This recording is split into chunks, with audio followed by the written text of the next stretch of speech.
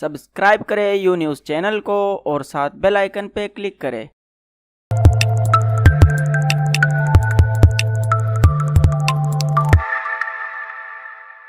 Pakistan. I just want to inform the audience here what was a international sportsman, a cricketer. How did he end up in politics? And then how did he become a prime minister?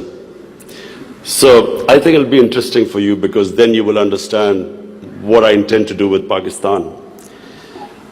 You see, I grew up in Pakistan. I'm the first generation of Pakistanis. When Pakistan in the 60s was considered the fastest growing country in Asia, it was actually a model of development for the developing world. I just met Sheikh Mohammed today and he again reminded me that Emirates Airline was helped by Pakistan Airlines in the 70s. So Pakistan was a country with optimism, hope. We grew rapidly. We had excellent governance system. Our bureaucracy was one of the best in Asia. And that's the Pakistan I grew up in. So then I played international cricket. When I started my international cricket, Pakistan was one of the weakest teams in world cricket. And we were emerging from colonialism. So we took great pride as our team became stronger and it competed. And by the time I left cricket, Pakistan was world champions. So I took pride, like my countrymen, as we competed internationally and we grew in confidence.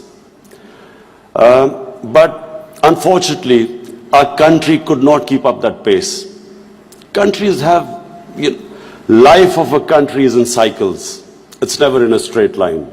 You go up, you go down, course correction, countries come up, some countries don't go up. So in Pakistan's case, we were going up, and then various things happened when we started our down cycle. So when I left cricket, I started building the first cancer hospital in Pakistan. Reason was because my mother died of cancer. And it's then I realized there was no cancer hospital in the whole country. And then it occurred to me that people like me who were well off, I could afford to take my mother for treatment abroad. But what happened to the common man? Cancer is one of the most expensive treatments. So I started this movement really. I went into the public to collect money to build this hospital. And so I'm just explaining to you how I got into politics. So one was cricket, watching our country go up as a cricketing nation, the pride that we could compete internationally and become world champions. Second was this cancer hospital. When I went to the public to collect money, I realized that our people are very generous and strong. Poorest of the poor people supported me. And I did what no one ever thought would happen, is that from public I eventually collected money and built the hospital. And not just that I built it. It's a cancer hospital where 80% of patients get free treatment. Cancer treatment is one of the most expensive treatments. So then first I built it, and then to run the hospital, I again went to the people. And so it is the only private cancer. So I kept thinking, why is it that people are so generous to build a hospital and run it, but why don't they pay taxes? We were a country, and then I discovered we're a country which is amongst the top 5 countries in giving charitable donations. But at the same time, we are right at the bottom in giving taxes. And the reason was that people did not trust the government. They thought that their taxes were wasted by the government. It was spent on the lavish lifestyle of the ruling elite. So why would people pay taxes? And of course, then the levels of corruption, because corruption is basically stealing taxpayers' money. But there was a third reason why I ended up in politics. And that was, I watched, first of all, I used to play professional cricket in England, so half my year was in England and then half in Pakistan. And I saw how a developed country, how the institutions worked, why they went ahead, how the governments were accountable, how there was meritocracy, and above all, how there was human development, the money spent on human beings. So I could compare what was going on in Western countries, and then I could see what was happening in our own country. But then I also saw other countries develop, and one of them was UAE. I used to play cricket in UAE from 1980 onwards, and I saw UAE kept developing. And then afterwards we saw China develop. So the common thing in all countries that have gone ahead is governance. And governance has two aspects. One is a government has to be accountable. The more accountable a government, the more clean a government, the more successful it is. And secondly, again I repeat, is meritocracy. The better the system of getting the best talent to the top, the better the country. Let me just give you a sporting example. Australia is the most successful cricketing country in cricket history of over 200 years. Because Australia has the best system of bringing its talent up. Pakistan, in my opinion, and I'm not prejudiced, I understand cricket better than probably everyone in this hall. Pakistan has the greatest talent. Of all the countries I've played, I've never seen as much talent as in Pakistan. But we do not have a system of bringing that talent up. So what's the point of having great talent if you do not have a system of meritocracy which brings the talent up? And that's in every field.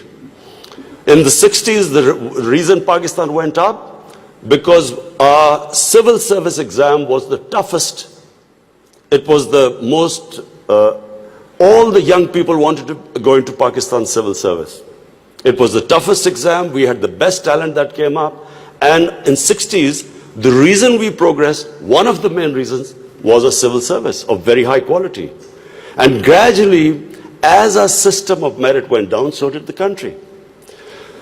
So, I wanted Pakistan to go up. And as I said, I saw UAE going up. The way each year you came, it changed. It got better and better. And similarly, and of course the greatest example is China. For me, the thing about China which is just remarkable, no nation in the history of mankind has done what China has achieved. In 30 years, they have brought 700 million people out of poverty. It is just a phenomena which has never happened in human history. And of course, my motivation, again, of the Pakistan I wanted to see was based, and I am a student of history, Islamic history especially, was on the Prophet, or Prophet, peace be upon him, the state of Medina, which he created.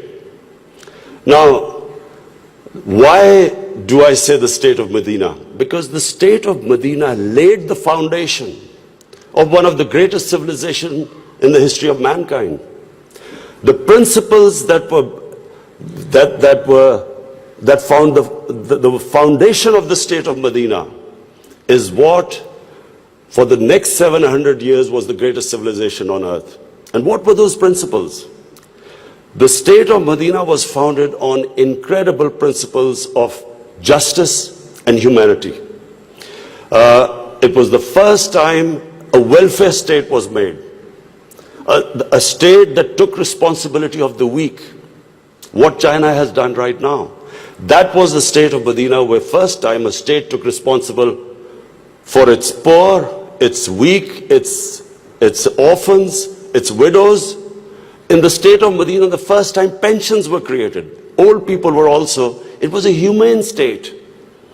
And secondly, there was justice, rule of law. These were the two main things. And the third thing, the Prophet of Islam, peace be upon him, made seeking knowledge a sacred duty. The word was that even if you have to go to China to seek knowledge, you must. Those days going to China meant not coming back. So the emphasis on seeking knowledge. For the next 700 years, all top scientists were Muslims. And that was the state of Medina. It laid that foundation. And then the way minorities, other religious people were treated. The Prophet signed famous, the Misaq-e-Medina. There's still a letter in St. Catherine's Church which was signed with the Christians that your places of worship will be, till the end of time, they will be protected by Muslims. Secondly, that no forcible conversions would be in Islam. Thirdly, the Prophet's last sermon, it is a charter of human rights. It's about how human beings are equal. So it was a humane state created, rule of law, emphasis on education, that led to the growth of Muslim civilization. So this is, in Pakistan, we want the same basis of our state. The rise of what I believe, the way our country will rise, it will go back to those principles. We must, number one, have rule of law, everyone equal before the law. State must be accountable. We must have a welfare state where the state must take responsibility of its poor people. Half our population is on the poverty line or just above, and about 25% are below the poverty line. The state must take responsibility. All policies of the state must be like in China. How do we lift the people from the bottom? And the most important thing is that we must, in Pakistan, start a reform program. Reforms are painful, but it is essential if we have to get out of our current problems. So, first of all, I joined politics in '96. From '96 to 2013, there was a very small party. Most of the time, it was one step up and 3 steps down. The first election I contested, we were wiped out. Second election, 5 years later contested, we had only 1 seat. Third election, we boycotted, and most of the time people made fun of me, thought we would never make it, because I'm an outsider. I wasn't from the political class. But one big lesson from sports which I learned, you only lose when you give up. So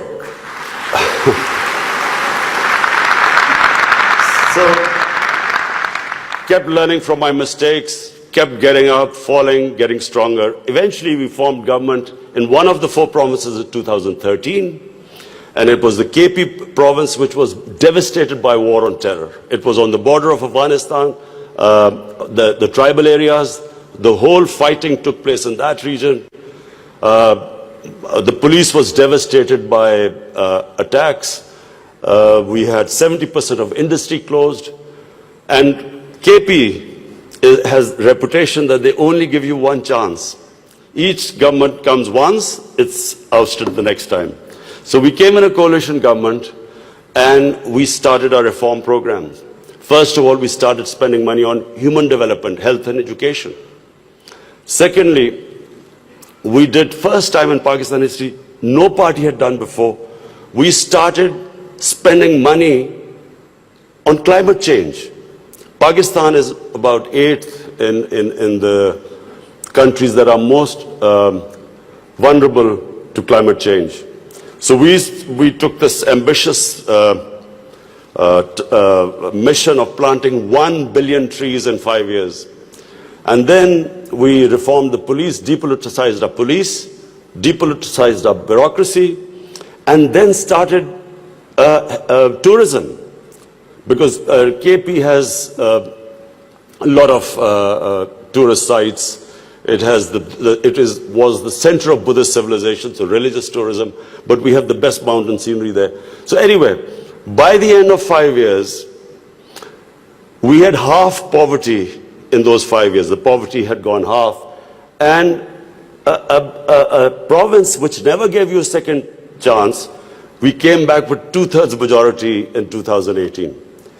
Not only did we win there, then we formed government in the last election. We got 17 million votes, which is the highest ever won by a party.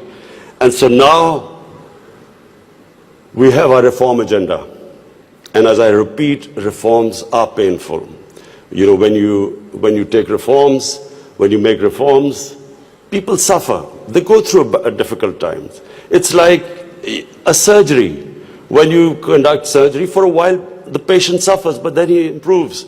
The worst thing that can happen to a society is that you keep postponing reforms because of the fear that you will have opposition, the vested interest will stand up, and you don't do reforms. So we've started on an ambitious reform program.